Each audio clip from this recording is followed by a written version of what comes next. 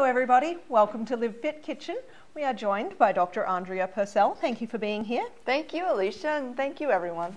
We are making the most fabulous turkey tacos, healthy turkey tacos. Now we had to start cooking because obviously some of this stuff takes a little longer, so you can see the steam rising from the pan here. We have the first of our ingredients underway. Whew. So take us through it. All right, let's talk about these ingredients. Now, don't be intimidated by the list of them. They're all very important though. So for our healthy turkey taco recipe, we're starting with 2 teaspoons of extra virgin olive oil, 4 leaves of lettuce, which you may be able to see here on the table, a half of a fresh jalapeno pepper diced, 1 medium onion chopped, a half of a green bell pepper, 1 celery stalk, 2 cloves of garlic, 1 pound of fresh ground turkey, 2 teaspoons of tomato paste, 1 15-ounce can of tomato sauce, a half of a teaspoon of apple cider vinegar, a half of a teaspoon of Bragg's amino acids, and salt, pepper, and hot sauce to taste. Okay, so obviously that is a really long list, but the cool thing about this is that a lot of those ingredients are things that you might be using in other recipes. They're not kind of, random out there ingredients. They're things that you're likely to have in your house at least some of the time. She's right. So, and they're things that, the leftovers, like you're using 1 stalk of celery in this recipe, you might use celery in a salad tomorrow. So it's stuff that's really easy to use up. We needed to get started with cooking down some of the ingredients. Whoops, we better turn that down. What we started with was the onion, the pepper, and the jalapeno pepper.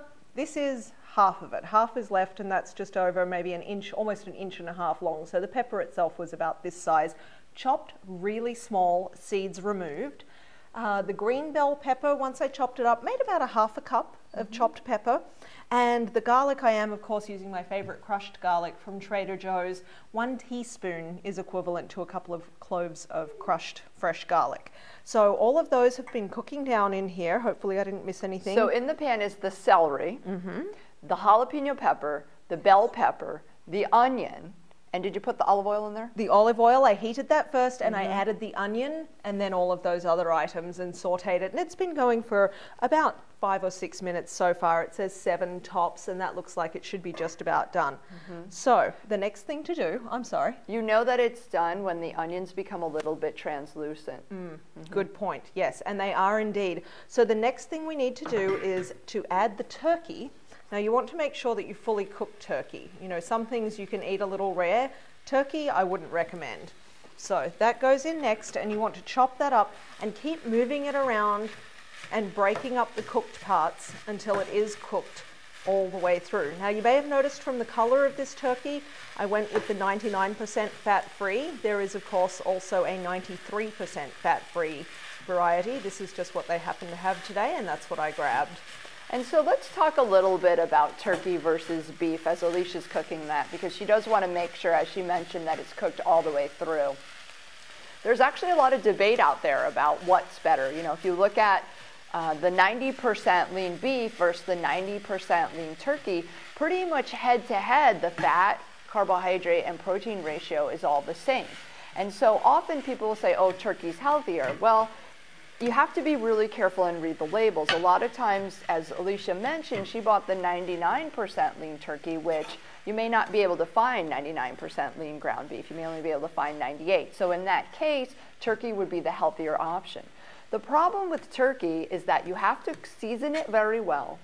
And for example, another night we'll make turkey burgers, but the key is to really cook the turkey so it's not dry, because once we've had a dry turkey, for example, if you've ever tried just a turkey burger patty with nothing else in it, gosh, it's boring, it's dry, and you're thinking, why am I doing this? So the most important thing about this recipe is these are actually some very delicious turkey tacos, is the seasoning that goes in, which is why we do have this long list of ingredients, but it really pays off in the end as we're eating some delicious tacos.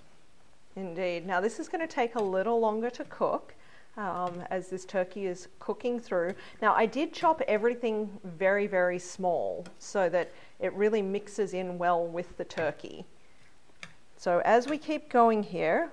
So it's about 8 minutes or so as she's stirring the pot and making sure all the turkey is cooked.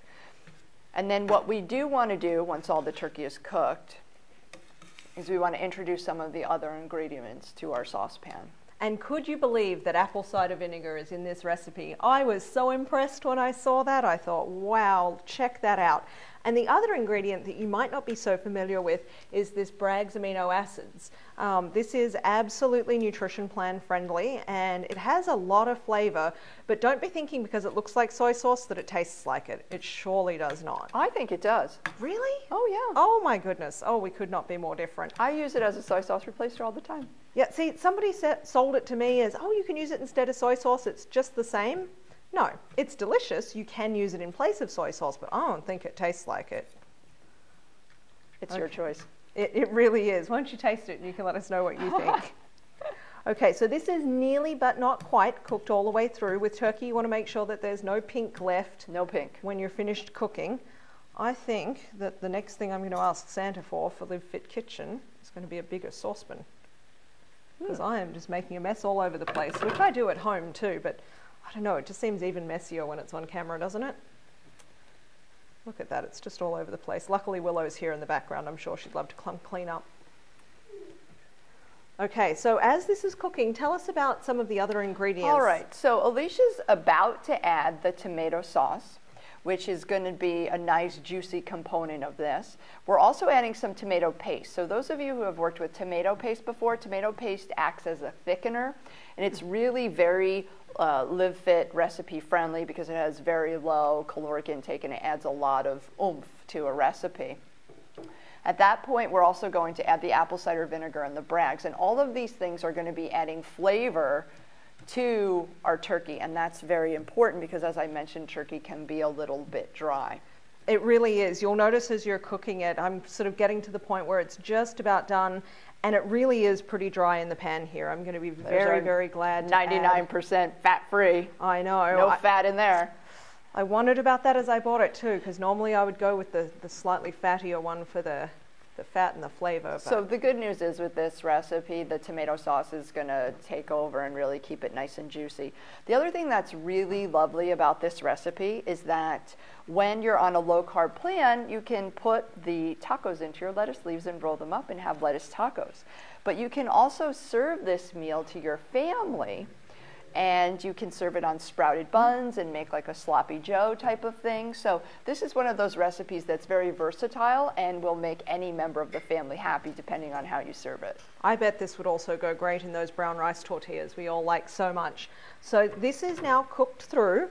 Amazingly, this recipe only called for 4 lettuce leaves to make turkey tacos, and you can see I have an enormous pan of turkey here. I don't know where you would get 4 lettuce leaves that would be big enough to hold.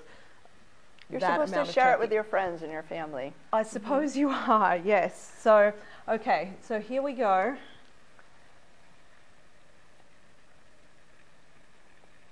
Oh, that just smells so good. All right, in goes the tomato sauce. Now this is going to be allowed to cook for a little while. The tomato paste is going to act as a thickener, as you said, and this is all going to reduce down a little bit. This is also great the next day. So Ooh, one of the important things that I talk to my patients about is the fact that when they're making a meal that they have some left over to have for lunch the next day, because all of us are leading busy lives and none of us have the time to make each meal fresh as we go along. So this, you have a nice pan of it, have a couple of tacos, lettuce leaves for dinner and save the rest for lunch the next day. And I would probably pair it with some nice thinly sliced cabbage and it'd be really delicious. That would be delicious. And the great thing about this is if you were cooking for a small army, if everybody's come home for the holidays or something and you had a lot of people to feed, this would be one of those recipes that's really easy to just multiply out. So long as you have a big enough pan, you'd be able to make a lot of this and it would work just fine. Okay, so the tomato paste and the tomato sauce has gone in. That's cooking in. And we have some apple cider vinegar and some amino acids to add. And then what you really want to do with this recipe so that the turkey absorbs all the flavor is then set it on simmer, cover it so that it starts to absorb all the juices and its own flavor, yeah. Absolutely. Okay, so here we go. Half a teaspoon of the amino acids. Half a teaspoon of each. And where's my little half? Here we go. This has a very strong flavor. Really, half a teaspoon is a lot.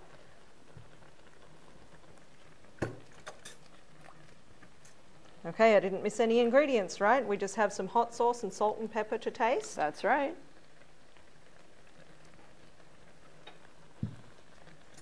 Okay, so I think what we'll do is we'll let this stir in and we'll taste it, and then we'll decide about the hot sauce, because knowing me, I have a pretty heavy hand with the hot sauce. The other thing about jalapeno peppers, and I'm sure you've noticed this at home if you've cooked with them, is that some of them can be quite mild and some of them can be quite spicy. And so you never know what kind of jalapeno you're going to get. So I actually wondered about that myself. I wondered how spicy the one I bought today was. And so after I'd finished chopping it, I just touched my finger to my tongue to see where I was on the heat index. This one was about in the middle. I also recommend chopping the jalapenos with gloves on, because if you do get a spicier one, the oils from the jalapenos will get into your skin and it will make you feel like your skin is on fire. That happened to me a while back, and I learned from one of my Latino friends that all you need to do is put fresh lemon juice on your hands and it will neutralize the acid of the jalapeno peppers. No way. I wish I had known that. They were called Black Death peppers. Yeah. I got it on my hands. They burned unbelievably to the point where I almost wanted to go to the hospital all night. Yeah. And you had your hands in a bucket of cold water too, and nothing relieved it. Nothing helped. I tried rubbing me. milk on my fingers. I tried doing everything. The next morning, the burning had eased off somewhat. I started cooking my eggs for breakfast. The heat from the pan brought the burning back in my fingers. And again, the following day, day 3, still burning. Yeah, not impressed. Now we know, lemon juice. Fresh lemon juice. Very important. Okay, so let's taste this. Normally, of course, we would let this simmer just a little longer, and then we would try out the hot sauce and the salt and pepper. And the neat thing about the hot sauce is, of course, that you can serve the non-spicy eaters and then add hot sauce to yours. That's right. Okay, so let's get a little taste test going here. Doesn't that look pretty?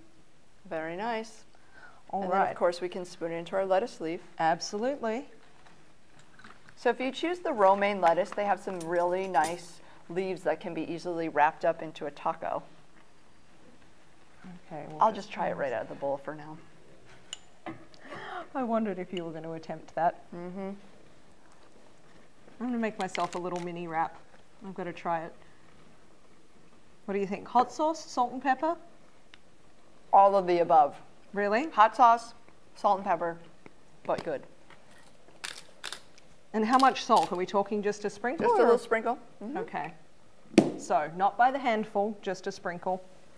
And for those of you at home, I would let this simmer for about 7 or 8 more minutes to absorb the flavors. Really for the let it sit purposes through. of this, yeah, we just kind of quickly cooked it. Okay, so remember when you're simmering, it's simmering, not boiling away. So turn it right down low and just kind of let it sit in its own juices. So let me All right, try here she this goes. here. Let's try it. Oh, I'm quite excited. And her mini lettuce leaf. I know, this is a recipe that I could really make a mess with.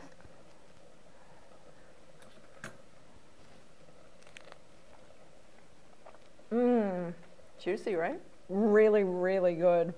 It's a keeper. It is a keeper. Thank you so much. Bye-bye.